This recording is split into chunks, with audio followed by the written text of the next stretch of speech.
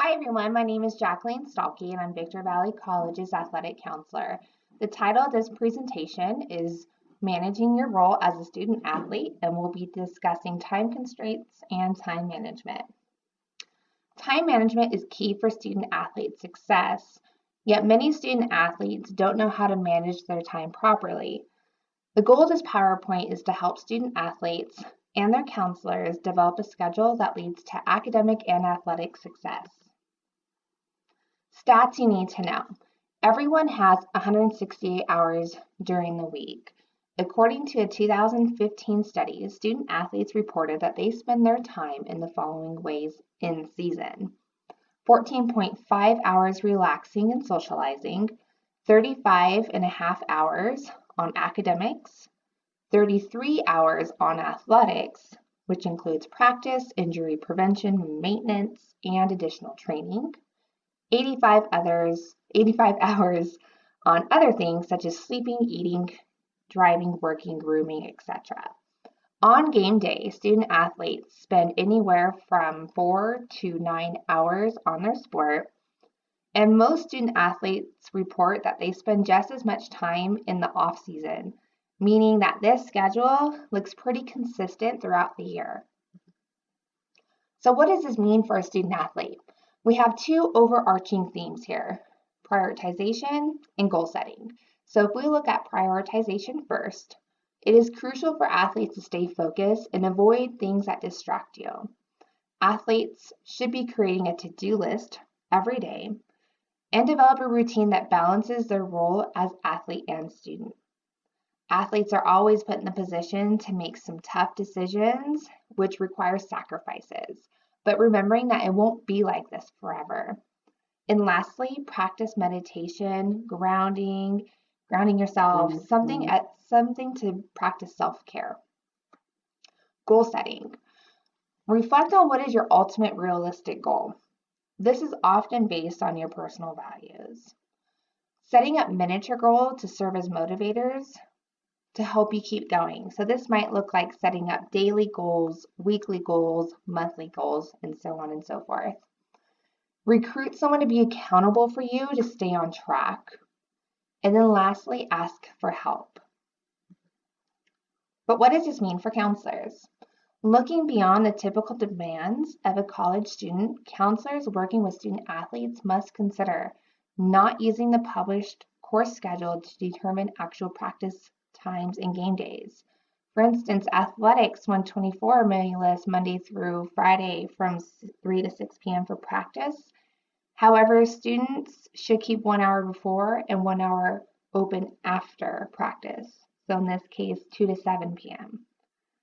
Course schedules do not always list game days. While these are pretty consistent throughout the season, it is best to ask the student athlete for their sports schedule before scheduling classes. Never schedule classes on game days. So in this case, if we're looking at football again, which is Athletics 124, we know that their games are usually on Saturday. So sometimes student athletes will schedule a class Saturday morning. So while this may work 1 week if the game is at home, it may not work for another week. For instance, think about games where we have to travel to Palo Verde College or Saracoso. They may have to leave at 6, 7 a.m. in the morning.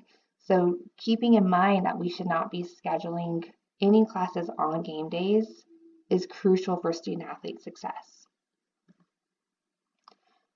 So the next two slides will present practice and game schedule for men and women's soccer along with golf.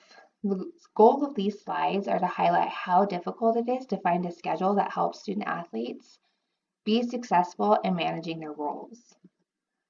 So men and women's soccer, their game days are on Tuesday, Friday, and sometimes on Saturday. This just leaves them to practice on Monday, Wednesday, and Thursday, and to find classes on these days. However, men's golf, they have tournaments on Monday, Wednesday, and Fridays, really leaving only Tuesday, Thursday, and Saturdays open for classes.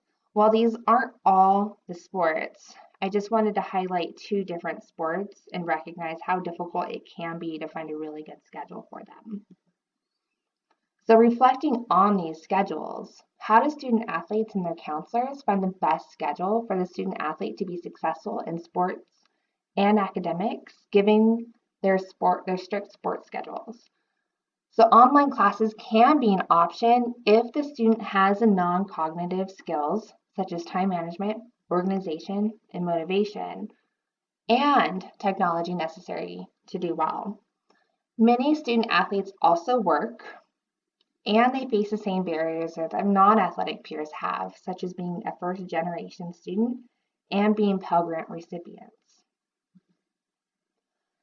Another layer to this, eligibility requirements for NCAA are complex, and the fallout from COVID-19 may take some time to get back to some sense of normalcy. There are very complicated situations when working with our student athletes. For instance, is a student athlete a qualifier or a non-qualifier? Are they a bounce back, meaning they already attended the 4-year and now they're coming back to the junior college? And has a student athlete already played at another community college? While I'd love to talk about these in depth, it's really beyond the scope of this presentation. But these are just some of the variables that must be considered by student athletes and their counselors. Other considerations. Student athletes don't have the time, effort, nor money to spend on non-transferable coursework. Do not register them for these courses. Student athletes should either register for their athletic varsity course or audit the class during season. The varsity course is for in-season only and can be repeated 3 times. Use practice courses with caution. These courses always have a P, the letter P, after the number of the course. This prep class is for off-season training only and can be repeated 4 times. But again, use these with caution. Oftentimes we use these units between seasons to help with GPA and unit requirements. Remembering these complex rules becomes difficult and challenging. Therefore, it's recommended that student athletes meet with their athletic counselor to develop educational plans. Athletic staff and faculty collaborate to ensure eligibility requirements are met. So if you have additional questions, in the video description below, I did post a link to the resource that I have created, and I do encourage you to check that out when you get a moment. But always feel free to email me if you have questions or concerns, or just want to know a little bit more about how to help build a schedule and academic plan to best suit our student athletes' needs. Talk to you guys soon, and thanks for watching.